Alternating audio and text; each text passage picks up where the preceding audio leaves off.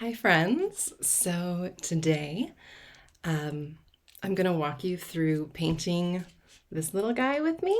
It's this little beach scene. To do it, you will need a fan brush. I just call it a middle brush. Well, this is what I call like the larger angled brush, but really it's only about a ½ inch, I think.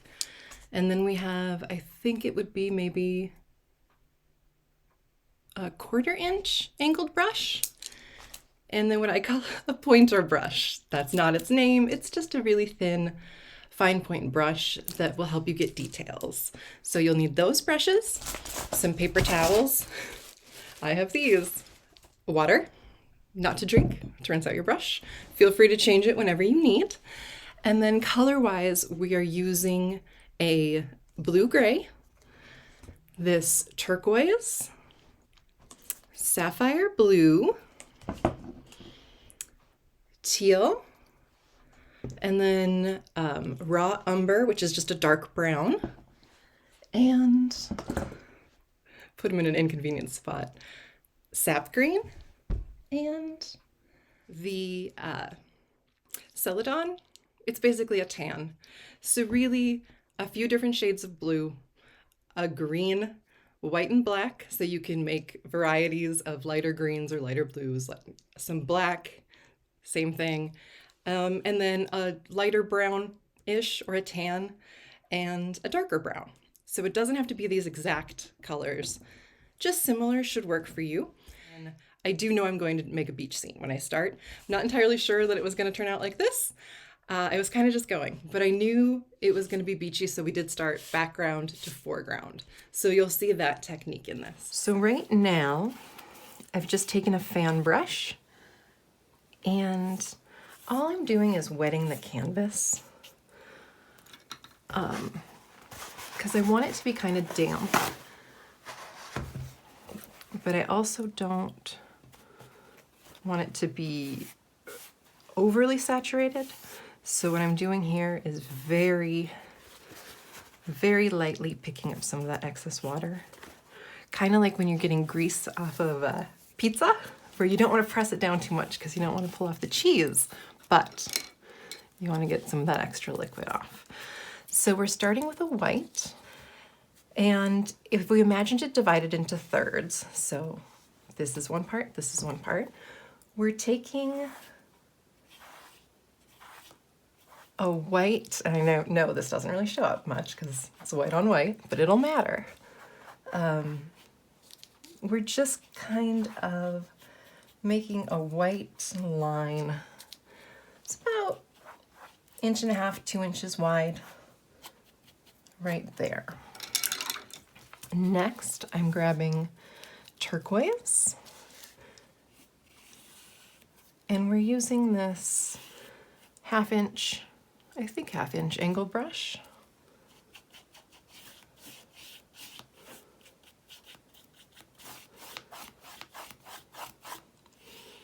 So we're just pulling in our turquoise at the bottom.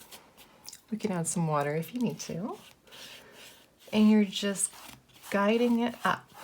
So when you get to this point where you realize not much color is coming with you, add some water and you can just bring it up. We can use our fan brush.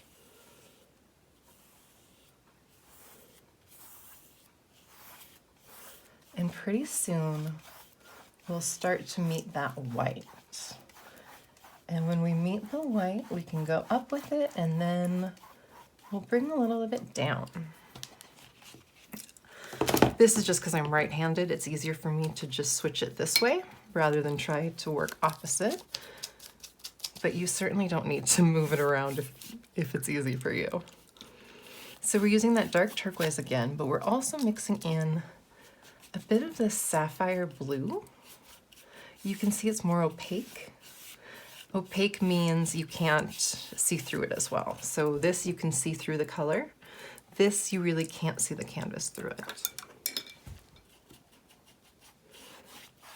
So now I'm just pulling in water And since I'm making this white area that already had some white and water, so it's still damp and still kind of wet, and that makes it able to mix with this other color more. So what I'm doing right now, I'm cleaning up my brush, dabbing off a little bit of the water, and then I'm starting down here where there's already the white and water, and I'm moving it up. And then I'm cleaning it out again. And then starting back down here and just kind of moving it up. So what that's doing is pulling some of this that direction without bringing a bunch of the dark to invade the white, because we're trying to make some kind of sky, theoretically. And so this gives you more of that feeling of clouds. Oh, that's fun. We're just gonna let that be what it is.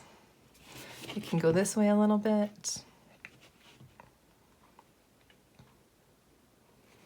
You can come back down, go back over.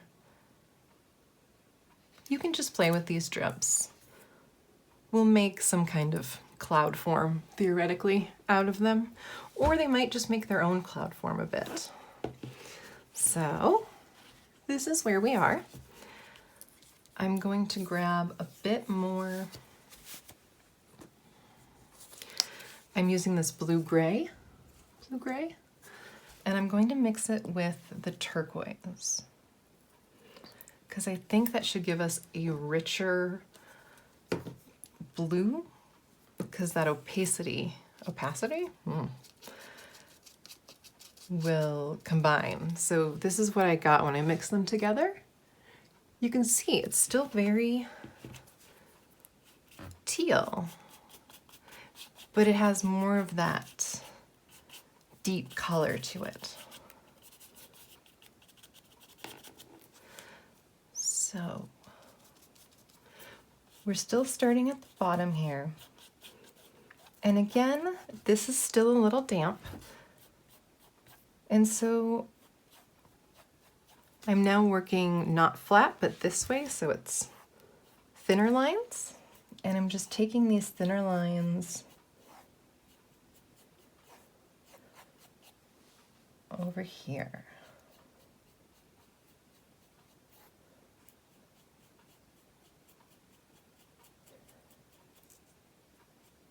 And we work them all the way up until about that initial 1/3 post that we made.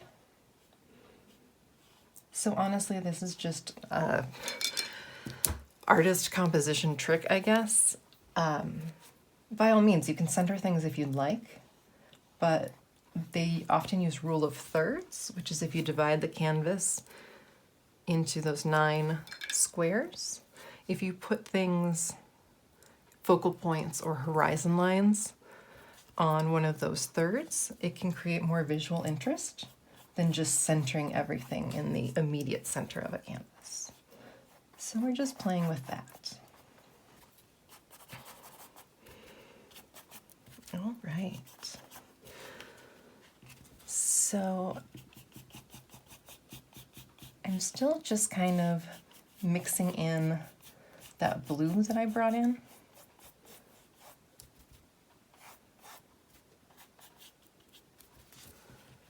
And we're going to want to add a little bit of richness to it. So I'm taking some teal and mixing it with white. So I'm just getting a lighter shade of that teal. And this teal is a very opaque color to begin with. But with this, you can see I'm doing it flat side. We'll do another flat side line here. So we have these 2 buddies. We have tall friend and shorter friend. They're just gonna hang out. All right. So then I'm cleaning off my brush, but I'm also getting it fairly dry. Because now what I'm doing is blending that a bit. with the colors that are already there. And let these ones come out a little more. And this isn't an exact thing, you know, depending on kind of brush you have or the way your canvas is, the paints you use, it'll have a different texture and it might not blend the same as mine, or it might not have the same color values. You know, your teal might be more turquoisey and mine, you know, that's all great. That's wonderful variation that, you know, that's what makes the world interesting and exciting, is allowing for all those differences. So I'm now pulling in, I was trying to find my white. There we go.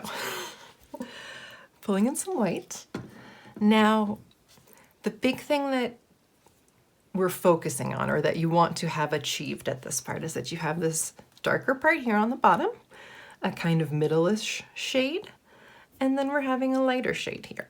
Now, if you're like me and your middle-ish shade and your lightest shade aren't really that different, that's okay, because we just bring in a little bit of the white. Just a little bit. It's fairly watered down, but my brush isn't super drippy. It's just kind of damp on there.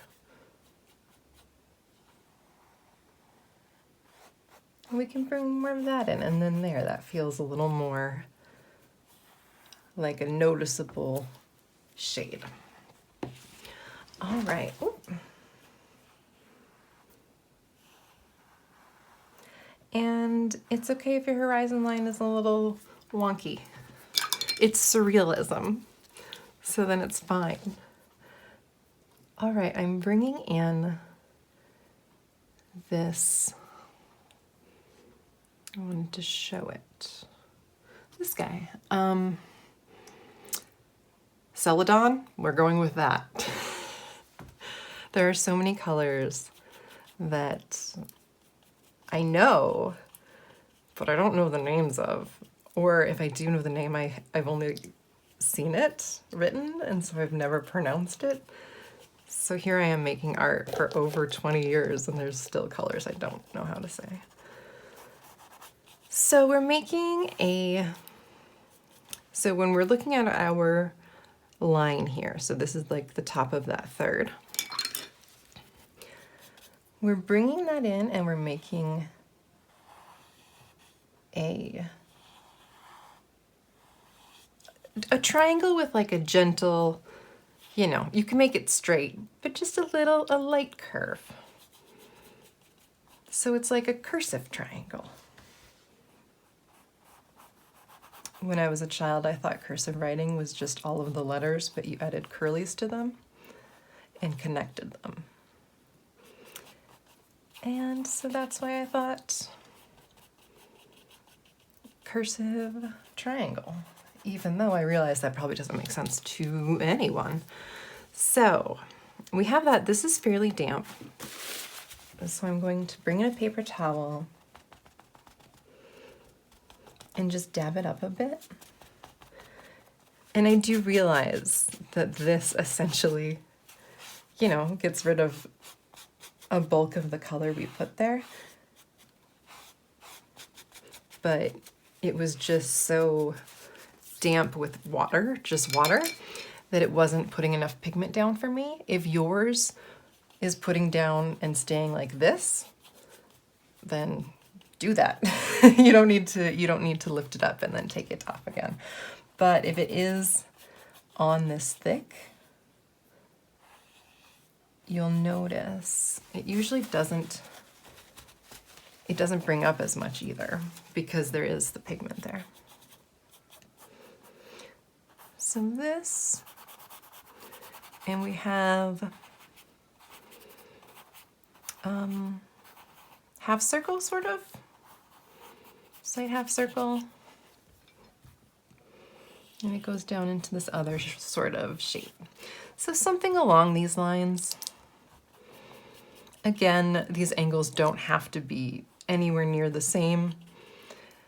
I'm just trying to describe it in a way that, you know, if you're if you're really nervous and you like having a lot of instruction with it or a lot of detail, then I'm kind of comforting with that.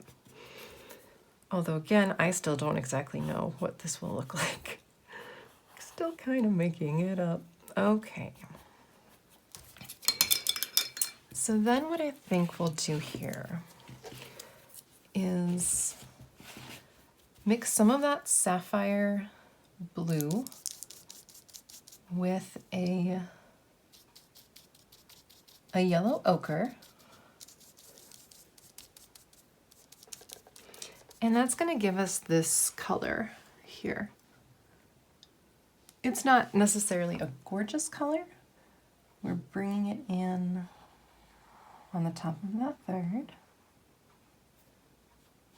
And we're just going to have this line taper a little bit. It doesn't have to be an exact gradual taper. It can have kind of bumpies and stuff in it if you'd like. Or if your lines aren't super straight, then, you know, great. It doesn't need precision. We're just kind of making it get thinner until it sort of vanishes back there. And we'll dry off the brush, so we've removed all the paint and excess water. And we're just going to go along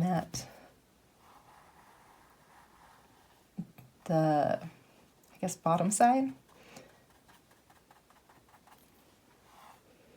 And we're just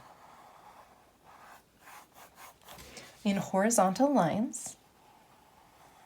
We're just brushing the excess in so that this feels like a nice gradual line there. We'll take a little more of the sapphire blue and mix it with a bit of the turquoise and a little bit of black. So that gives us, again, that kind of like this color, but even a little darker. And with that, we're going to do occasional angles. So you just kind of take one angle and take it this way, and then we'll go somewhere else and take it this way.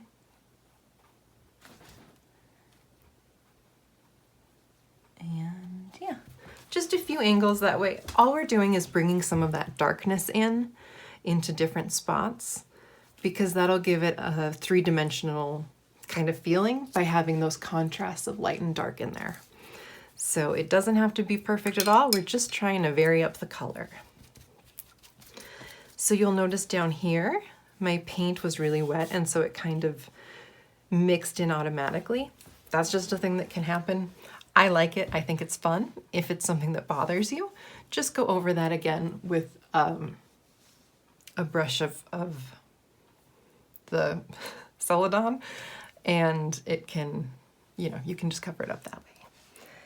So I'm bringing in some white here.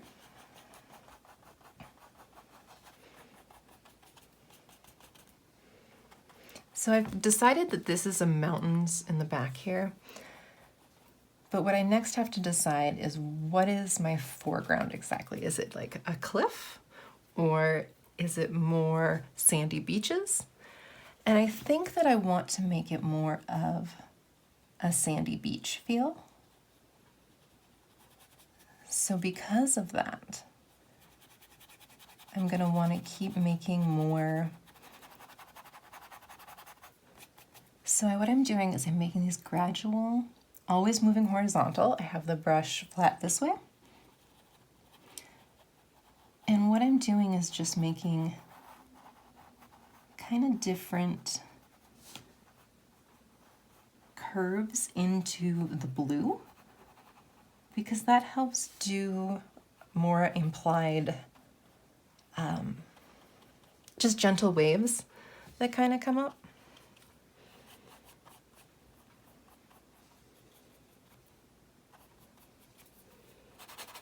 Okay, and then a little of the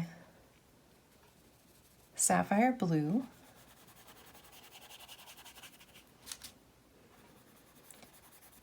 So this tan, I'm going to call it tan because it's tan. This tan color that I go over is still a little bit wet in some places. So I'm using that to my advantage and just adding in some hints of this blue. And as long as you keep your angle, so all your brush strokes are going the same direction, so they're all kind of going this sort of in or up.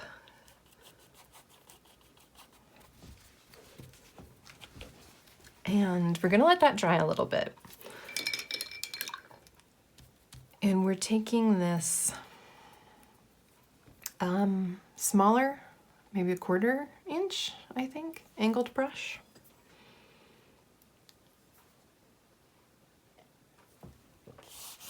All my sky is dry now. So I'm gonna turn it upside down just so it's closer to me, because then I have a tendency to rest my hand on wet paint and then mess it up. So even professionals do dumb things.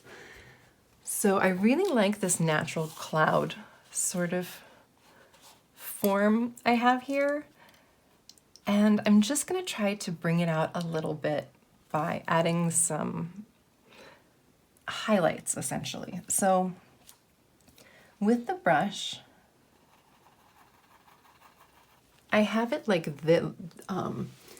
So this is your angle normally, and I have it so that it looks like if this is the paper, I'm holding it like this to the paper.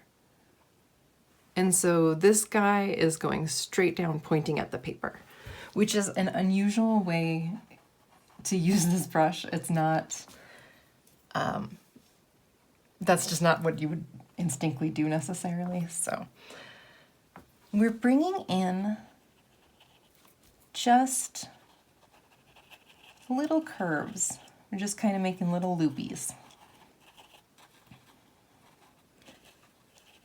Little loopies of white. And what we're trying to achieve here is getting some high contrast places. So for example, right here, where we have this white against that blue is a high contrast, but then also a few more subtle contrast areas. So like here, it's not as obvious that it's two different colors or that you have this sort of curvy bits coming. And we're gonna put a bit up here, and then I think we'll probably just let the sky be from there.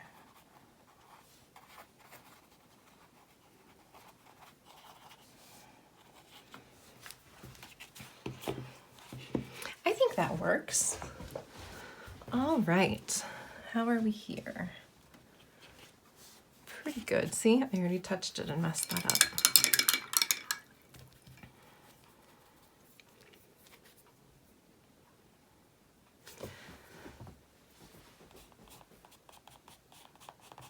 Sorry, I'm just trying to make this dry a little bit. So all I'm doing, I'm just rubbing it smooth so that the places that were wet are now spread out over places that were dry. So it just thins it all out so it dries faster.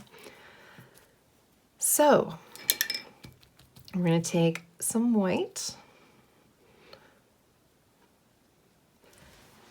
and going angled side.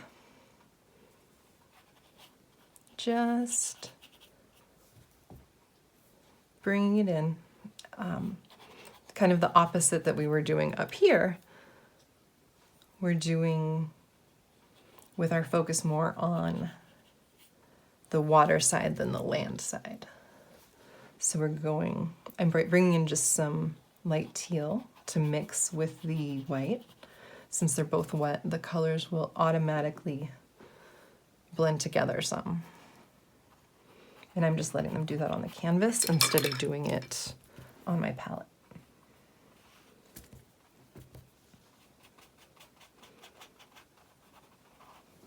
I just added in some water.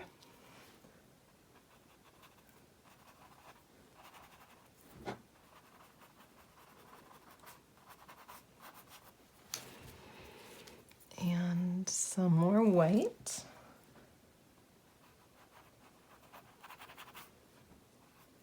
So we're just making little, almost like the letter 3. The letter 3? Nope. The number 3, where it's kind of a this motion.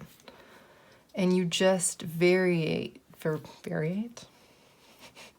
just vary the width or depth of the curves. And then you can go back and you're basically just doing similar ones above it.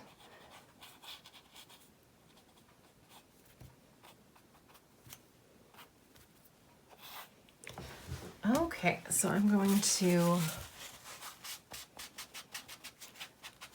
the paper towel just picks up excess, so I don't quite want all of this here, so it'll just spread it out a bit. And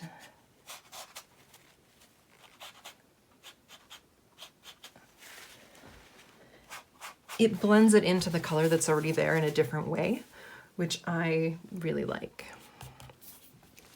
Some sap green with a little bit of the slate blue that we're using, or gray blue, something like that. And we're going to do just a little bump there. And same with we did with the water. We're gonna let it kind of taper out, but we're also making these little lines in it. So we'll go back, add a hint of black. And you need to use black sparingly because it will turn things dark quicker than you might expect. It's always best to add the dark color to the light color in very small amounts, rather than try to lighten a dark color with a bunch of a lighter color. So we just added that darker shade of green and we're going to pull it out.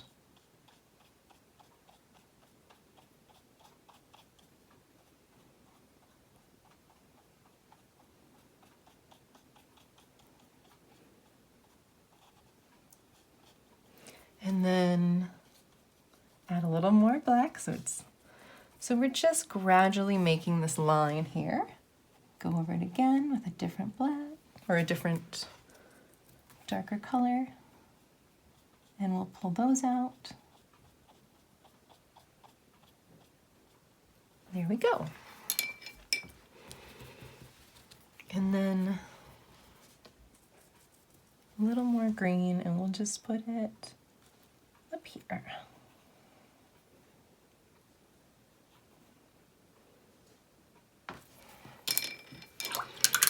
All right.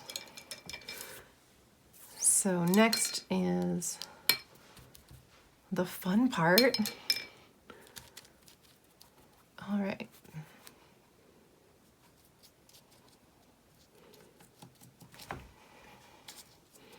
Any more black?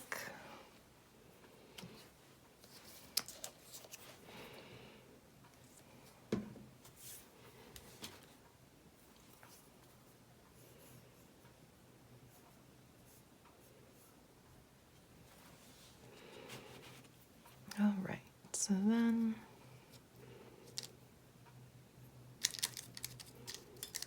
sorry, you want your brush to be damp with the paint, not dripping though. But also it has enough water in it that it will give you a smooth line and it won't be too dark. So I find it easier to go this way. But what we're going to do is probably that way, I think. So we're going to make kind of a curve again.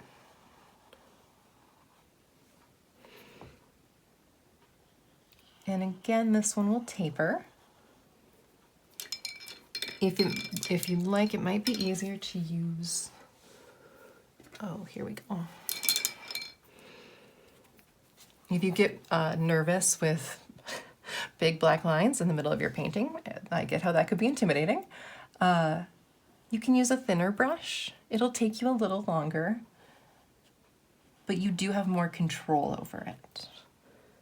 So if you're just feeling easy and free, you can use a wide brush and just use its side and make it that way. If you're someone who likes to have a little more, you know, say over where the lines go and whatnot, then you're going to want to use this thinner brush and it'll be more like this. There's no right way. Whichever way you prefer is fine. It just gives you different options for, you know, your level of patience or precision. So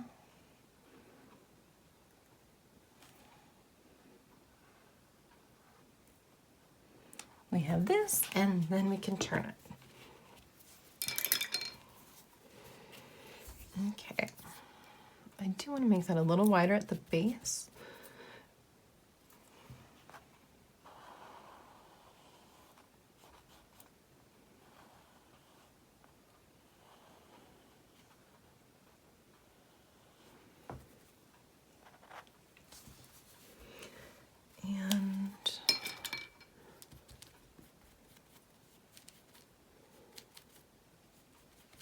So this is the middle one.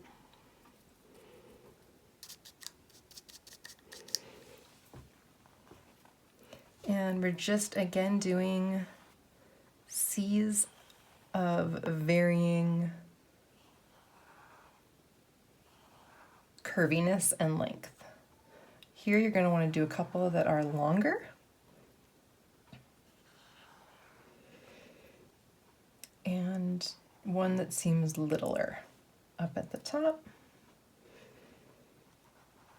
But otherwise, just kind of let them go how they go.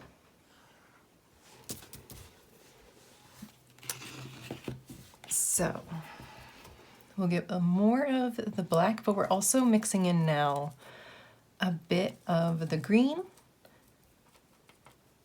and a bit of teal, because we do actually want some color in here. So all I'm doing is just making, again, littler C's or littler curves coming off. On this, you can just even make it a line. One side you can just have be a straight line. Again, you can play with people's understanding of what something is. So I think if you look at this, you can tell it's a palm tree. And so people are willing to give you that pretty easily without having to paint every single leaf or every strand of hair, if it for those hairy palm trees. You know, if you're doing hair, you don't have to show every single strand of hair. People's minds can kind of do a lot of the work for you if you know what you're trying to achieve with it.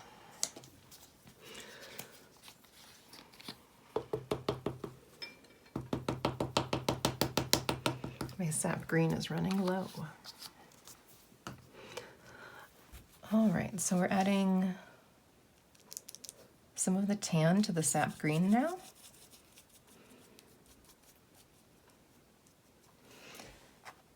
And that's going to give us another shade of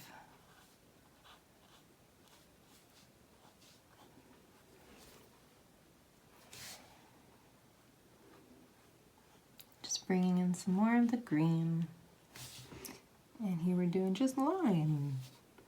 Just line.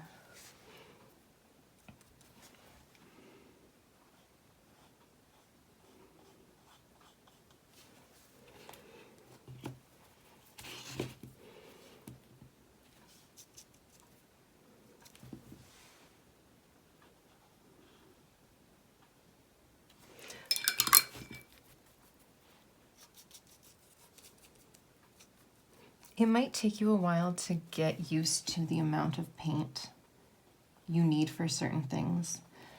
We were grabbing some of the green and mixing it with a bit of the black and a bit of the teal. So at this point, all I'm doing is making various shades of green so that we can just add them in to the different branches.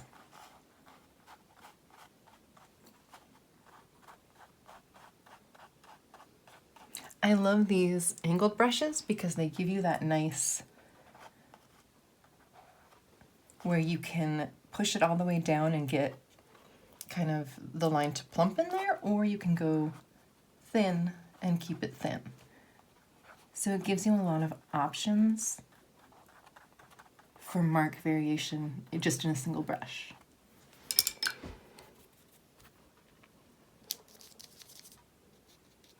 Okay. I added a bit of tan and yellow to the green here. So that's going to give us that lighter shade.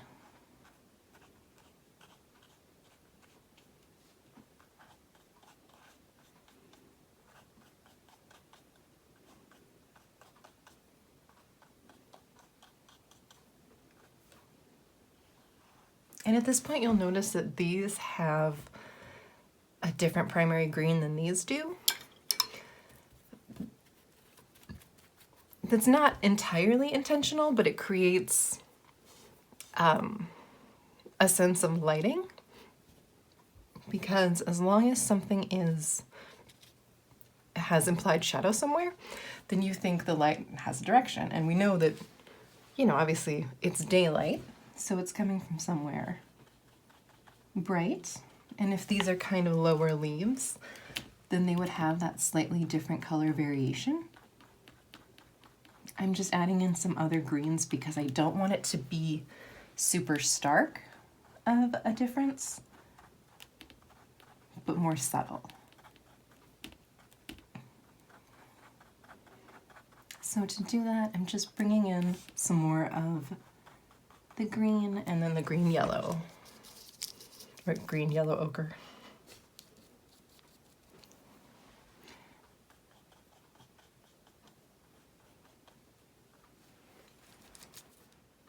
To brighten this up just a bit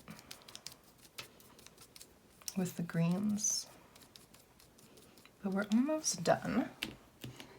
So just throwing in a few more of the lighter colors.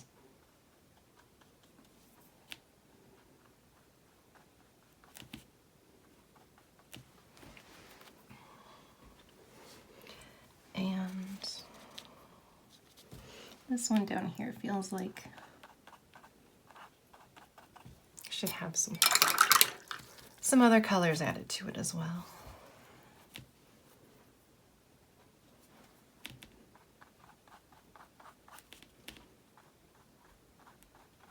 Those felt just a little too bright to me, so I just toned them down a little bit by adding that darker green. All right. So now we have our palm tree. I'm going to throw in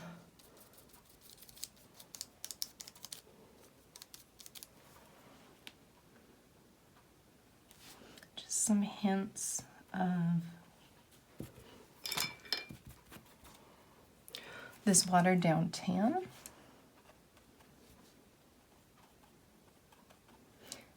And again, we'll just put that in here and there at some angles.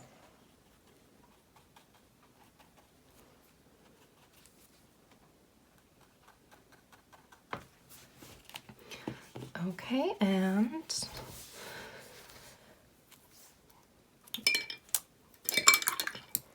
I want to add just a few details and then we're done, I think. So I got the brush, I have just the tiny, I always want to call it the pointer brush. And we're just going to highlight a few of the whites. So some of those white edges, we're just going to make them stand out just a little bit more.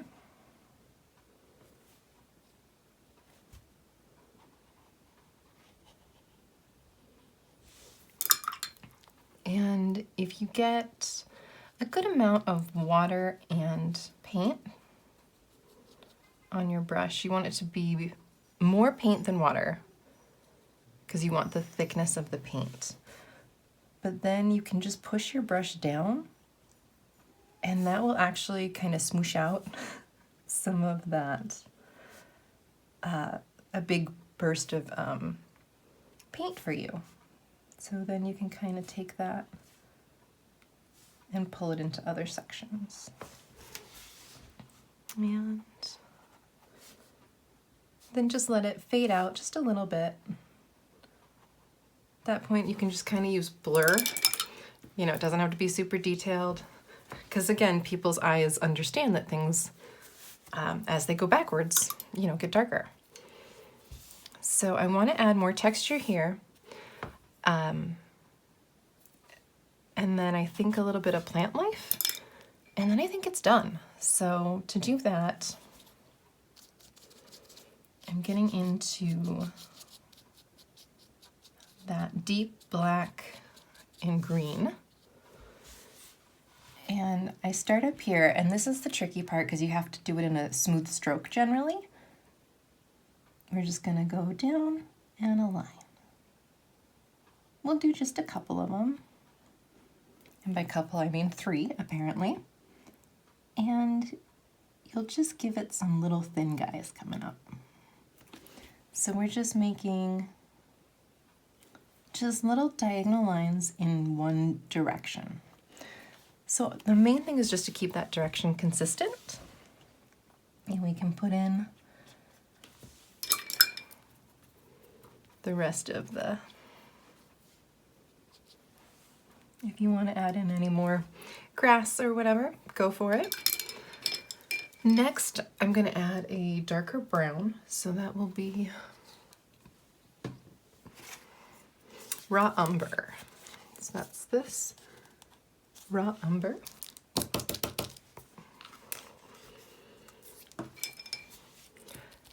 And so we're mixing this with some of the yellow ochre. Yes, yellow ochre.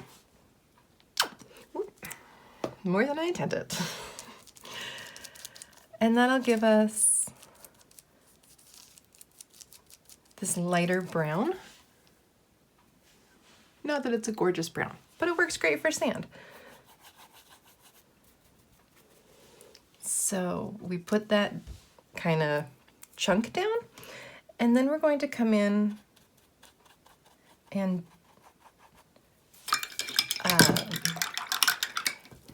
so what I'm doing, my brush, once it's rinsed out and clean and isn't full of a lot of excess water, I'm grabbing the tan and I'm bringing it from the clean canvas into the wet part there.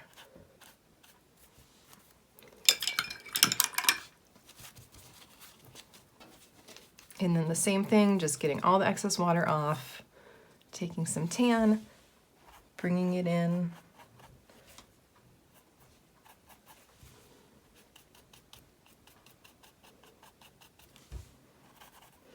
And this edge point should be kind of dry. It's not,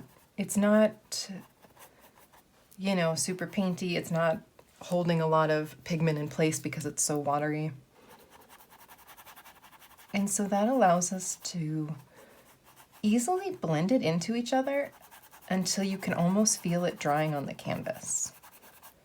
So you can tell it's really, you know, it still comes off if I touch it, but you'll see there's, you know, where this is still very wet, you can tell because it actually will pull up when touching is probably not the best way to tell. It's just the way I know how to tell.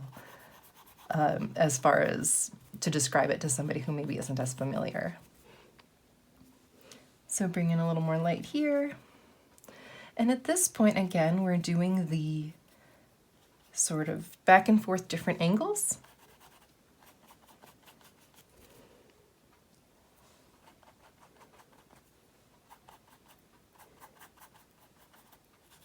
And we're letting places be lighter and darker. I'm going to pull in just a hint of our blue. And all that does is unify the color, because it all has the shades of blue in it, and that way these big chunks of brown don't feel quite so stark in relation to the rest of the water. But you'll see it also really blends in. So it's really just that hint of blue. I'm not actually painting it blue. We're using it more for a shading. Yep. And just kind of move it around until it's at a point where, you know, you like it. It feels sort of sandy. And yeah, that's it. Look at what you did. You made this little painting of a beach. You're awesome. Good job. Thanks for spending time with me. And yeah, thanks for spending time with me. Have a great day.